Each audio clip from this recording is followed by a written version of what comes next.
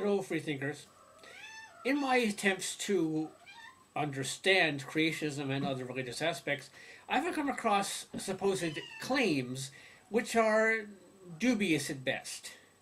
Recently, in fact, I came across a site called Creation Science Study, which is apparently a site which advocates things like creationism and Noah's Ark and so forth as actual fact.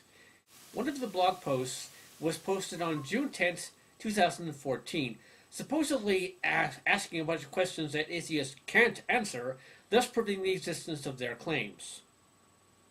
And we're going to look at some of them. Now, the list itself is about 48 questions long, many of which are redundant in that they ask the same question from different viewpoints several times. And some of them are just so mind-meltingly stupid that no one could really take them in any sense seriously. Only in case you're wondering if this is a satire site, I so wish it was. No, this is an officially sanctioned creationist site. These people actually think that these are good arguments to support their position and deny the evils of evolutionists. If you're interested in what I may have left out, I'll post a link to the actual blog post below for the especially brave.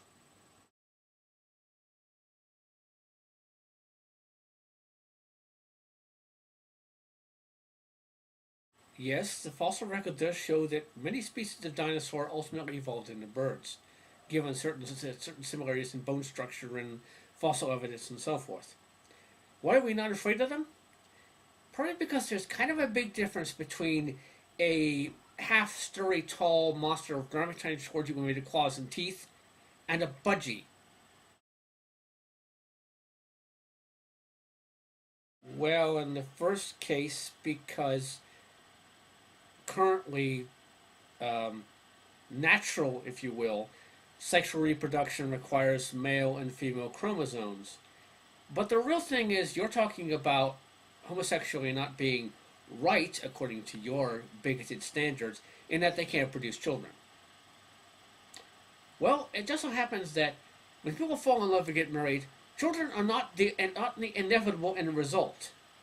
Unlike your views, which seem to require that the planet be populated by as much people as possible to bring more souls to the Lord, regardless of the massive and environmental and social damage caused by the fact there's over 7.5 billion people on this single planet by now.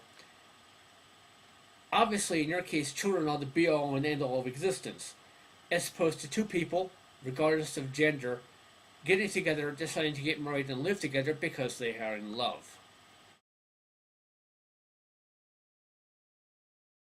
Why does there have to be a purpose? If you're talking a purely natural purpose, then the purpose of all life forms is to reproduce and pass on our genes to the next generation so that the species can survive. Humans, however, are intelligent. We're capable of making our own purposes. What frightens you the most is the idea that we might decide to make a purpose something other than blindly following your nonsensical gibberish and giving the priests lots and lots of money.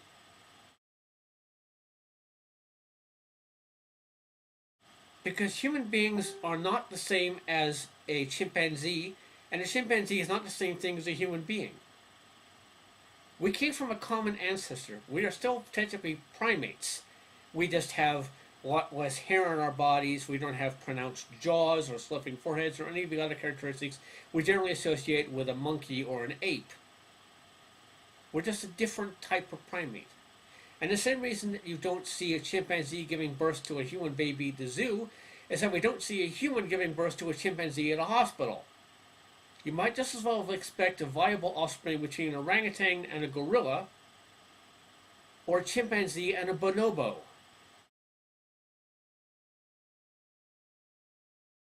Through a very, very slow process of erosion of the rocks and soil in the area, due to the passage of what is now known as the Colorado River.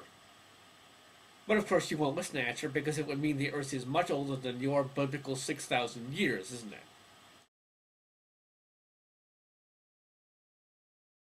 What's your point? I also know that Barney the giant purple dinosaur loves me, and I'm just as likely to bow down and worship Barney as I am to worship Jesus. Whether the mythical figure says they love me has no bearing on my rational life, especially if each of them is just as fictional as the other one. You will never see a crocoduck because there's never been a crocoduck. You will not see a transitional fossil between, say, a parrot and a dog. Evolution is the gradual change of a species over time due to environmental pressures and occasional mutations. Species change within themselves, and the overall process results in a variety of species which became especially suited to their environment, such as the variety of different finches on certain of the Galapagos Islands, as cataloged by Darwin. And this is long before man began to tinker with things themselves, creating, for example, different breeds of dog. Evolution produces changes over time in a species. It has not and never will produce a crocoduck. Because Ray Comfort, much like Ken Ham, does not debate. He gibbers. He is inclined to set unfair rules at the beginning, change his viewpoint halfway through if he feels he can gain an edge over his opponent, deliberately lie about supposed evidence, and conclude that he won even if he's just been completely destroyed by his opponent. If you cannot be fair and rational about what is being said and what you have said and what the result is going to be, you're not a debater.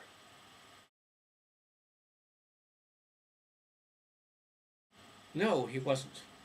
Nor was an even more famous example of Charles Darwin. If you want proof that these people were not saved on their deathbeds, talk to the surviving family and they'll tell you the truth. Yes, I was aware of that. I also know he got it completely wrong. What he did in this famous video, which is people are still laughing at to this day, was to hold aloft a modern-day banana. Yellow, tasty fruit, seeds that can be easily digested, tasty flavoring, a convenient Ziploc packaging, and said this is proof of God's benevolence. What he either did not know or did not care about is the fact that the original natural banana is about half the size of a modern-day one, green, with poisonous seeds, a hard covering, and had to be cooked before it could be opened. The reason the modern-day banana looks so different from its primitive ancestor is because of natural selection performed by man, not God. Man took a small, hard plantain fruit and created the modern-day banana using selective breeding and other scientific aspects. God had nothing to do with it.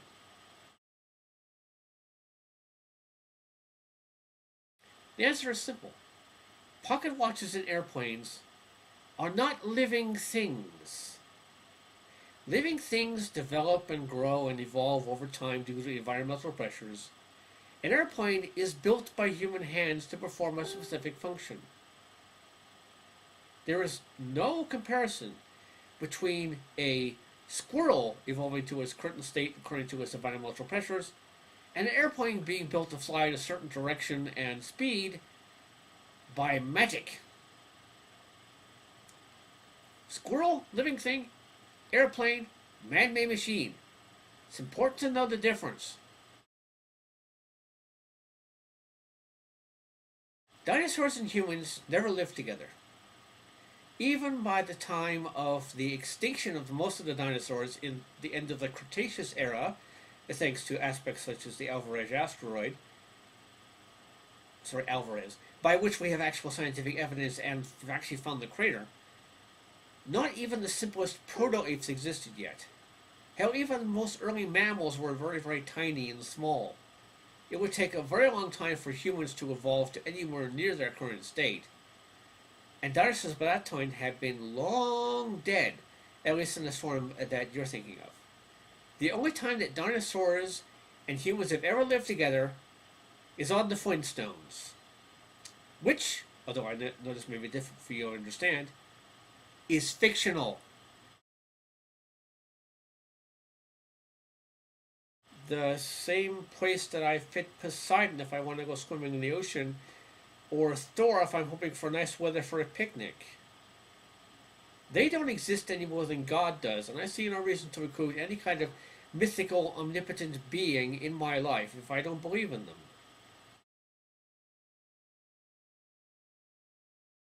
I personally do not murder and steal because there are laws against that sort of thing. Moral constraints which have developed over a long period of time, both with and without religious influence.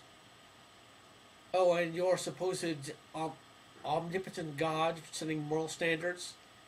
Setting aside the fact that the Bible you love so much is full of destruction, death, and murder condoned or even committed by God, a lot of the aspects, such as in the Ten Commandments, are also taken from even older codes, which were established by secular humans.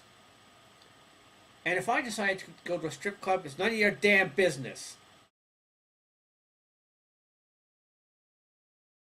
Because you people consistently take that quote out of context. If I may indulge myself for a moment here, to suppose that the eye, with all its inevitable contrivances for adjusting the focus to different distances, for emitting different amounts of light, and for correction of spherical and chromatic aberration, could have been formed by natural selection seems, I freely confess, absurd in the highest degree. But you never bother to read the rest of the quote, where he goes on to explain how it may seem absurd, but it not necessarily need be. I quote,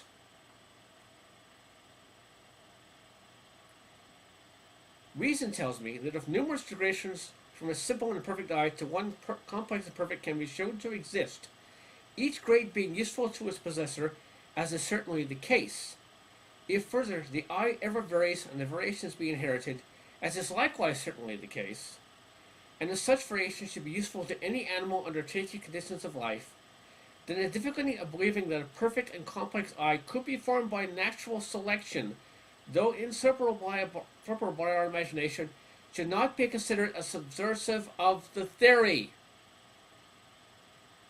Although he felt that it may seem absurd when looked at on the side of it, in the context of his theory and further evidence backed by the theory of evolution, it's entirely possible. He didn't say it was impossible, he said it seemed impossible, but the evidence backs it up. Either stop taking this quote out of context, or stop saying it! Well, no, because I'm not dead. By that same token, you don't know either. All you know is what you are taught to believe will happen to you after you die. Whether the essence of you as a tiny little ghost flies up to heaven or is condemned to hell or goes to Valhalla to carouse for eternity, all depends on what you were taught as a child and what you choose to believe. I happen to believe, according to current scientific evidence, that the me of me will cease to exist, that my brain will simply stop functioning and my body will be turned into, say, a tree, depending on what I decide to have happen to my remains after I die. But living my life according to what I am indoctrinated to believe will happen to my spirit, if such a thing even exists, is anathema to the very concept of living a good life. If all you do in this life is conductive to what will happen to you next, that if you have to collect a certain amount of points or convert a certain amount of people in order to make it to the next cosmic video game level, then what's the point of living in the first place? I feel I should live my life the best I can, help people the best I can, and be a good person so that those I leave behind will remember me fondly and hopefully be good people because of my example. If I may answer the second part of that question first, the Ten Commandments of the Bible are real, only in the sense that they're cobbled together from little bits and pieces of other myths and legends, and such aspects as the Code of Hammurabi from ancient Babylon, which, without mentioning any gods at all, sets forth a standard of laws for the governance of the people and the support and health of the community overall. The fact that the Ten Commandments are written in what happens to be your favorite book have absolutely nothing to do with what is actually moral or just. And in fact, the laws taught in courthouses tend to be a bit more solid and down to earth, and don't have the first four of these supposed laws being devoted solely to the soothing of God's ego. As for the first part, putting Ten Commandment monuments in front of courthouses, it's illegal. The separation of church and state, established by the founders of the United States of America and established in the Amendment for Free Speech and Pursuance of Religion, says that everyone has the right to worship whatever they want and whomever they want, and likewise to not worship. You don't get to put the Ten Commandments in front of a courthouse and expect people to associate these barbaric laws with the actual human laws being carried out within the building, any more than you would allow somebody who worships a small green duck to put a monument in a city park, or a Muslim to decide to put up the dictates of Muhammad in front of a church. What made them different between you and your idols like Ken Ham and Kent Hovind and Mr. Ray Banana Man Comfort is that they didn't allow their scientific teachings to be clouded by their religious views. Galileo came to conclusions such as the church decided to punish him for. They basically said, you can't teach this because it goes against religious doctrine. And he was even in prison for that for a while. Galileo's personal views about religion had nothing to do with how he regarded the results of his scientific experiments. That's how science works. You do know that humans are all human beings regardless of the color of their skin, right? And whether a person has a larger nose than someone else has no bearing on their status as a human being. And that we do indeed see black people come from white people if a person who is black and a person who is white happen to marry and reproduce and produce children. Humans are not different species or races simply because of simple congenital or physical differences between them. Any more than a Chihuahua and a Saint Bernard are different races of dog.